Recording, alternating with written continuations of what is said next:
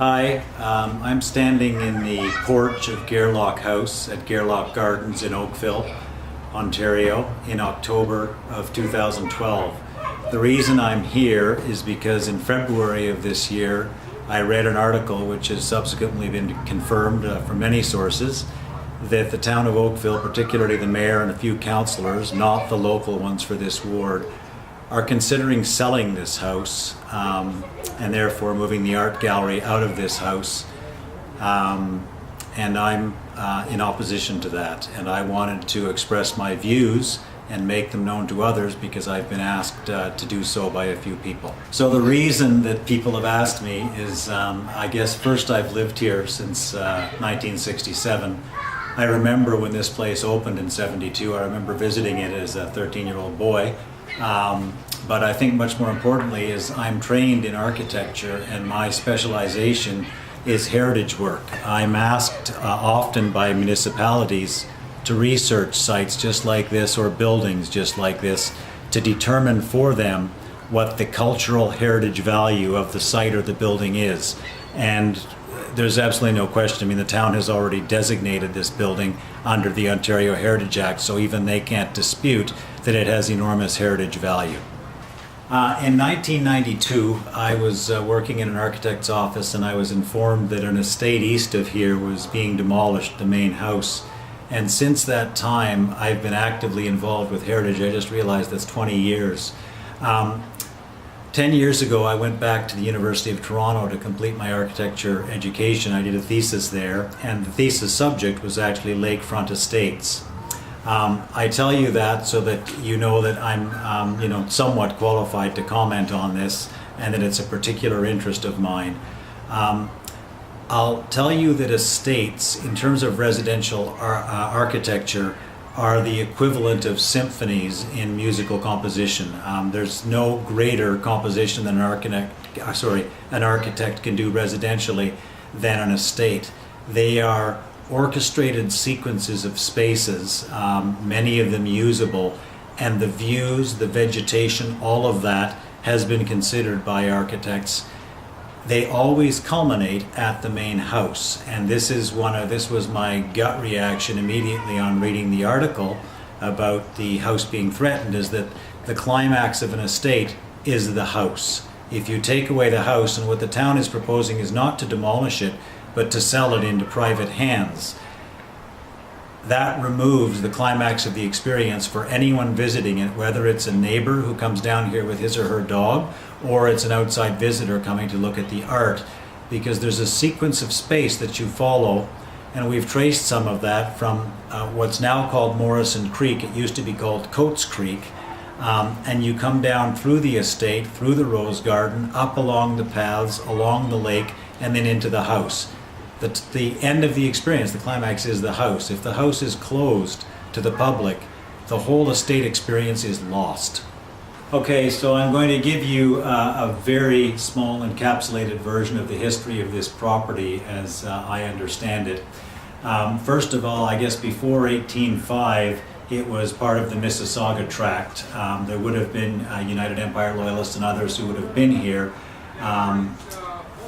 But the first recorded use on this is Richard Coates. Now, Richard Coates was a Yorkshireman who settled in Toronto. His years when he bought this property was 1831. And at the top of the property, we've got a shot of that, there was a mill, a sawmill, that he built that prospered. But it's important to understand who Coates was, because his memory is completely lost. I didn't know it until I began researching the history of Gairloch. He got to Toronto, and he actually was so well regarded as an organ maker and as an artist that in one of our national historic sites, the Sharon Temple, he built the organ that is still used there now, and he painted some of the permanent oil paintings that are in the building. As well, more locally, very late in his life, he built the organ for St. Jude's Church, our large downtown Anglican church. So the creek that we've taken shots of, that's now called Morrison Creek, was initially Coates Creek because it fueled his mill. It turned the mill wheel. And The next owner that I know of after that, it was probably owned by the Morrisons. I haven't traced the title, but it would have been farmland, because up until about 1900, all of this land along the lake was orchard land. There's an interesting book that was written about 1902. It was Martha Craig, and it was sort of a real estate book, but it was also an historical document talking about some of the houses around here from Burlington Bay over this way. And the reason that it's interesting is because what changed Oakville? Oakville was known for two things: for its masts, for its harbor, and I guess three things: its fruit. And so was Burlington. This was considered the fruit basket of Canada, the lands along here to Burlington Bay. At about it varies town to town, but around 1910, a little earlier, 1908, the highway between Toronto and Hamilton was paved in various stages at various times. Because cars were available to people who could afford them, Oakville and Burlington became much more a weekending area, because it was possible in terms of time to get here and enjoy a weekend with your family.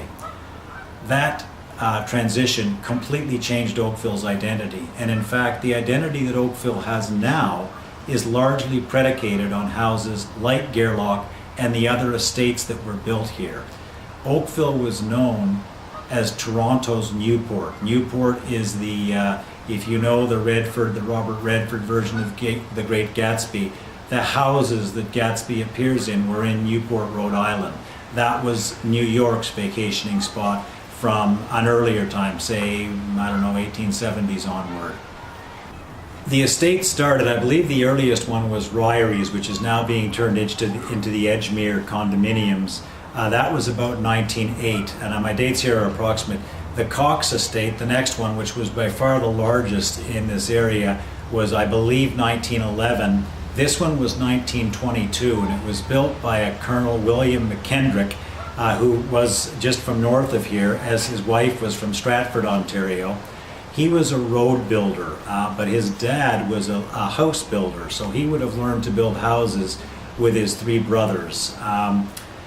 It's also interesting, I've had two sources during the research of this tell me that the creek, and there's a vestige of it that still winds around, was diverted. And when you look on the map and look at the serpentine path that it follows through East Oakville, you can see that when it gets to the Gairloch Gardens, it straightens out. So that's man-made. It used to wind right through, along, and back through the ponds and out to the lake. As well as that, this magnificent sweep of land that goes down to the lake from this crest on the east side of the property. I've heard again that this was man-made, that this particular sweep was not as dramatic. And being a road builder, it would have been his stock in trade to know how to move soil and to shape earth to get road beds, or in this case, a foundation and a site for his house. Evidently, Colonel McKendrick and his family used this estate from the time it was completed, which I don't know if it was 22 or 24, but it was about that time until 1960. And evidently, two of the houses, there are, I believe, 4 houses in the Gairloch estate that have a separate sort of semi-private roadway. 2 of those were built by the family, 4 children of McKendrick and his wife. So he's dead in 1960, and at that time, a man who had grown up in Oakville from 1918, James Arthur Gardner, became, by 1921, he'd founded a stockbroking house that was making great money, and evidently he knew what he was doing because he held on to it through the Depression, married a woman, and they settled in an estate, a large estate just east of here, in what was called and is called now the Bell Gardner Estate. The city of Mississauga has not only designated it, they're actively conserving the house and the estate as part of their history. Around 1960, Mr. Gardner and his wife divorced. At that time, just to my right here is what is called, I think it's the shop. It's a little shop that's run, sort of craft shop.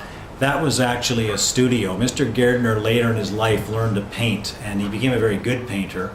And he had this studio moved from about Winston Churchill Boulevard to the crest of this hill so he could take advantage of this vista while he was painting. And there are stories of very important Canadian artists visiting. They knew him, he was part of the community, drinking scotch with him and painting on this site. So we've got Gardner here in about 1960, he bought it. I believe he died in 70 or 71. And his will, he donated this for $1, the whole estate, including this, to the town of Oakville, and asked that the house and gardens be used by the public as an art gallery.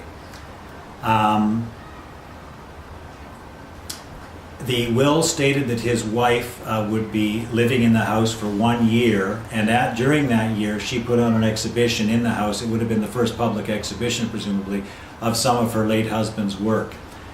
She vacated and this was turned over, and I remember as a boy being told by a friend and a group of us coming down and just being astonished at the beauty of this place, and the fact that in Oakville, the Lakeshore Promenade, which is the heart of the old town and the genesis of much of Oakville's present identity, was a private enclave. It wasn't available unless you were invited onto one of the estates. That's still the case. A lot of these estates still remain in private hands. Some have been broken up and subdivided.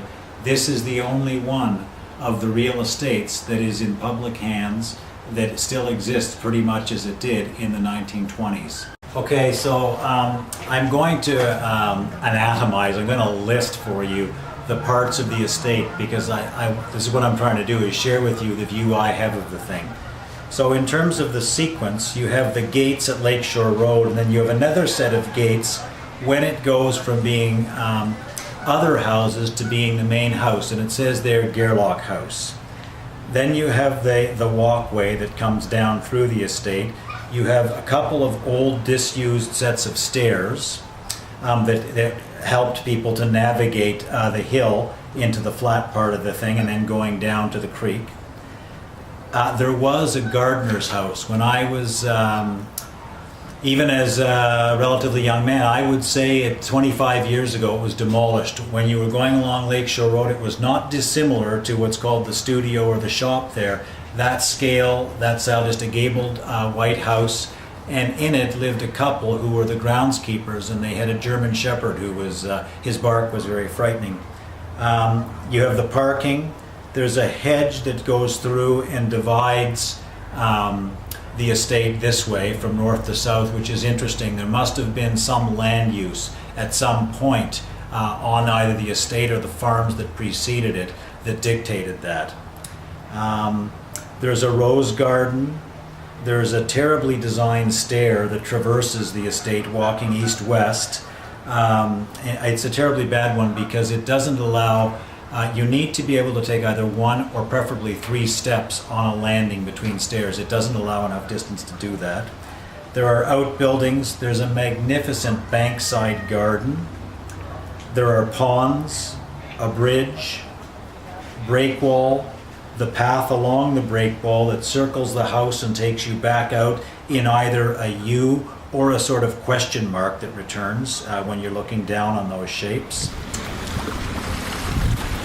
There's a sort of eccentric French garden, and I say eccentric because everything about this estate is from the arts and crafts period. It's very English, except for this one axial path that is over here. It leads from the lake up to the back of the house, and even the gardens and the shaping of the trees is French. It's very, Versailles would be exaggerated, but same period.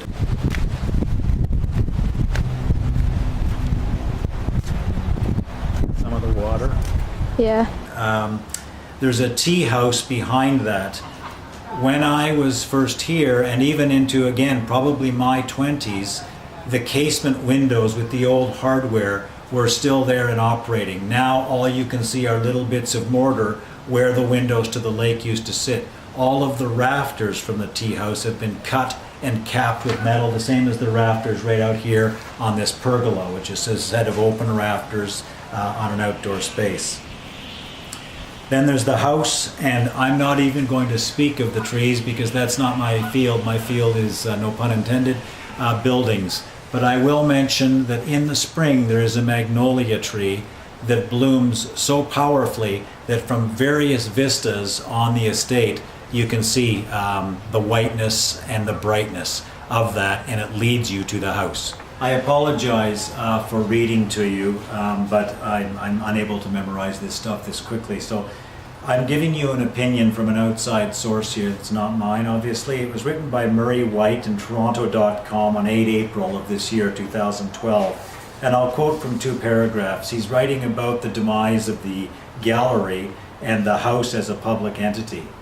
The unsettling undertone of this, of course, is that this show could well be Oakville Gallery's last here by the lake.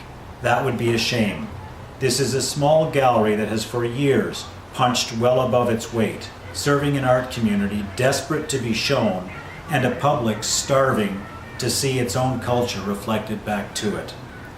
The house has helped serve that purpose immeasurably, giving Fleming, that's the main curator, I think it's Marnie, and other curators a unique discipline and context to respond to, resulting in shows that embed uniquely in their environment. In many ways, the house itself has been a silent co-curator. In Cardiff's work, an immersive story heard on headphones, she guides you from the house to the gardens and down to the lake and back again through a story of longing and loss. If we sell this house, that doesn't happen again. It's impossible for this sort of thing to happen again. I go on to the last paragraph of the same article. But should the galleries not maintain some kind of presence in Gairloch, something important will die. Not the least of it is the remarkable Cardiff piece, which stands as her one and only permanent audio walk in Canada, her home country, where a dozen or more exist all over the world. More than that, Oakville Galleries has made a subdued partner of the homey confines of the mansion, responding with decades of unique interpretations of its quiet domesticity, infusing its serene surface with probing inquisitions of dread, humor, and everything in between. Oakville Galleries will go on surely somewhere, but one thing we can be sure of: it will be nowhere like this. And this is, before I go into my final reasons, this is the last thing that I can really say is, as an architect, one of the things that I was asked to respond to is the spirit of place, genius loci. If anywhere in Oakville has a spirit that people feel the minute they enter it, there is a domainness here. There is a sense of demise that you leave Lakeshore and you leave the town and you enter what still feels like a sanctuary, an outdoor sanctuary of some sort. If we sell the house, the logical progression of that sanctuary is lost. Okay, we're getting near the end of our little film here. I'm going to give you 7 reasons that I think this thing should remain part of the town's under its ownership. First and possibly foremost are ethical considerations. I think the fact that a family local since 1918 and known as national and now international importance bears tremendous scrutiny. This was handed over to the budget committee for consideration. To me, this is so much larger an issue than a budget issue, and that's the town's reason for wanting to sell it. They don't want to maintain it, and they want the cash from the value of the private house. Gardner not only established this place, I've personally visited an art institution in New Brunswick that he donated and bears his name, and the Gardner Foundation was started in by 57, which awards academic and research awards and grants to people to this day, many of whom are Nobel Prize winners. This is a significant Canadian figure. This was his donation to his hometown, and this is how we propose to treat it. I think it's scandalous. I think it's a monstrous injustice. Second reason, integrity of the artifact. That's mostly my expertise and what I've been talking about. I won't belabor it. If we sell the house, the experience of the estate is lost. The third reason is the circulation. As a pedestrian route, I would be uncomfortable if this place were privately occupied, walking my dog around it. I'm sure I wouldn't be able to go along the paths along the house, which I always do, and sit out here and look at the lake, which many people do. 4, any future revitalization of the estate as a whole is rendered impossible if the house enters private hands.